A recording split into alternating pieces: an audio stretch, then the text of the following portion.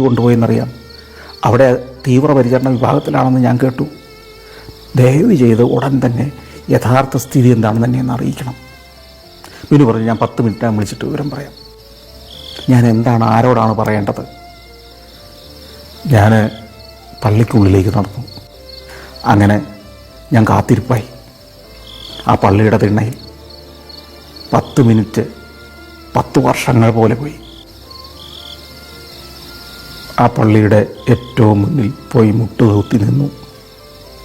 ഞാൻ ജീവിതത്തിൽ അതുവരെ അതുപോലെ പ്രാർത്ഥിച്ചിട്ടില്ല.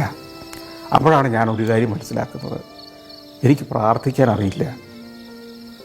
എന്താണ് പ്രാർത്ഥിക്കേണ്ടത്? എങ്ങനെയാണ് പ്രാർത്ഥിക്കേണ്ടത്?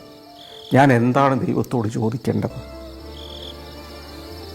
കുറേ സമയം അവിടെ നിന്ന് കരഞ്ഞു. എനിക്ക് മറ്റൊന്നും ചെയ്യാൻ അറിയുമായിരുന്നില്ല.